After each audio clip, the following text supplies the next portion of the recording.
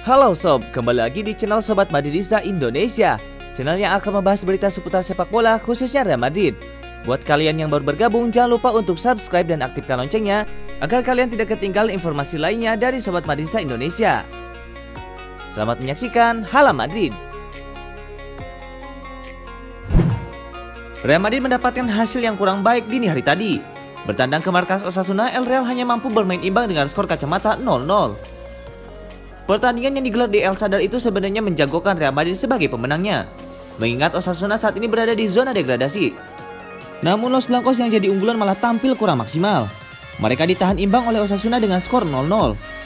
Hasil imbang itu tentu menjadi hasil yang mengecewakan bagi Real Madrid, mengingat hasil itu membuat mereka gagal memangkas jarak dari Atletico Madrid di puncak klasemen.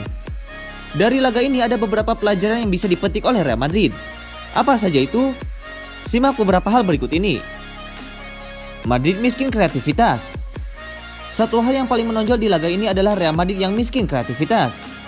Statistik mengatakan bahwa Real Madrid menguasai 70% penguasaan bola.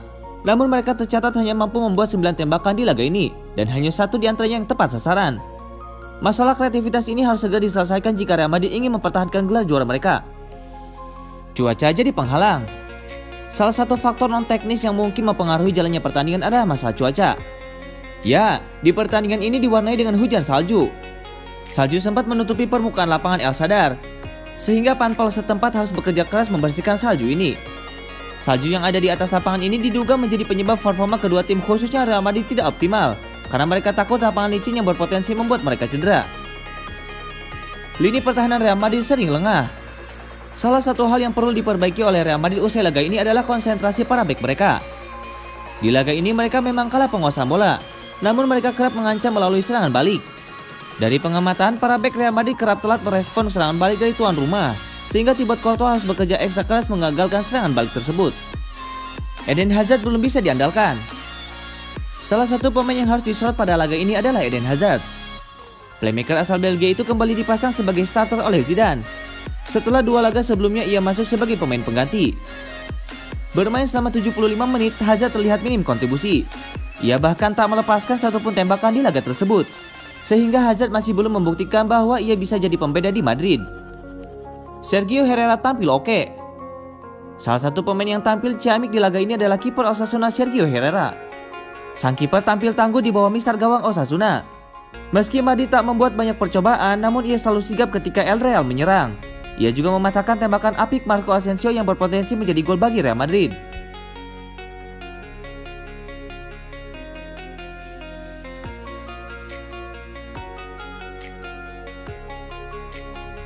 Thibaut Courtois melontarkan rasa frustasinya kepada pihak La Liga yang memaksa melangsungkan pertandingan di tengah kondisi badai salju.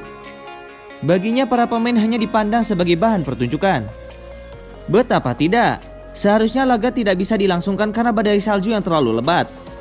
Hanya karena kerja keras staf Osasuna yang membuat lapangan tetap bisa digunakan. Tentu akibatnya para pemain kerepotan di lapangan. Suhu terlalu dingin dan para pemain tidak bisa bermain maksimal. Mula-mula Courtois berterima kasih kepada staf Osasuna yang telah bekerja keras membersihkan lapangan.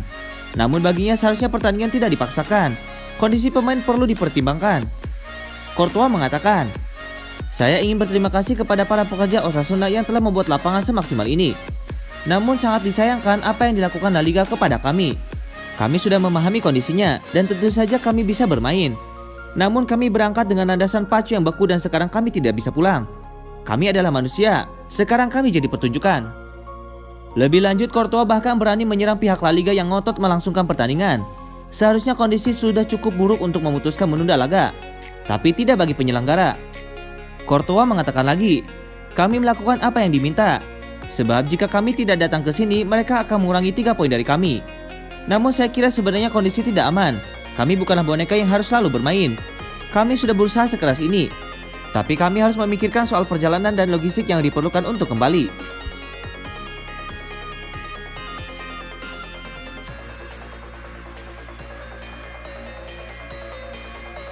Zinedine Zidane kecewa karena operator La Liga Spanyol tidak membatalkan laga kontra Osasuna versus Real Madrid. Sang pelatih merasa bahwa badai salju yang merusak rumput lapangan di Stadion El Sadar membuat pertandingan tak bisa berjalan normal.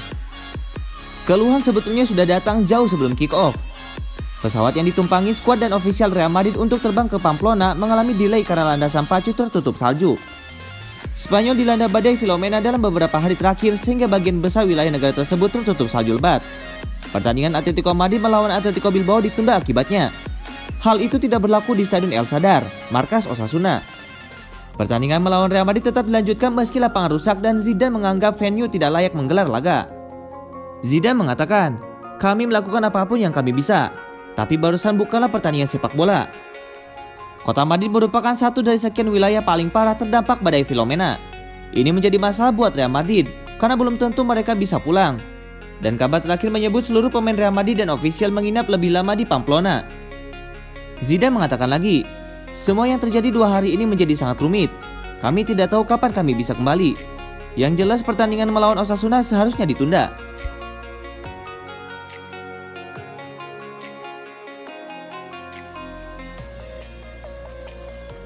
Legenda Brazil Rivaldo menilai pemain PSG Kylian Mbappe cocok untuk Real Madrid. Rivaldo memprediksi kekuatan Los Blancos akan bertambah dengan kedatangan Mbappe yang terkenal dengan ketajamannya.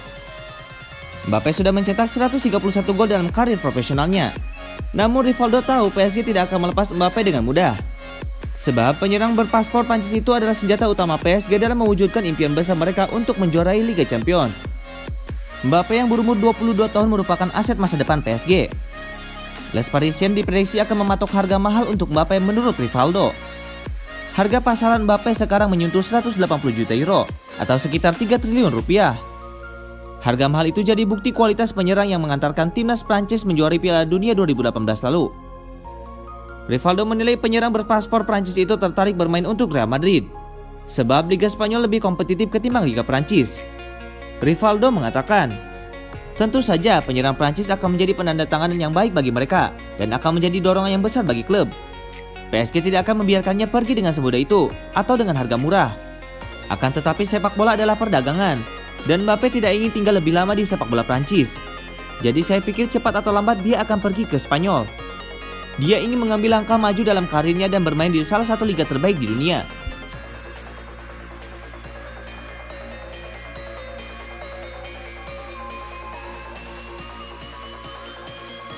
Zidane berharap kontrak 2 pemainnya yakni Sergio Ramos dan Lucas Vazquez segera beres.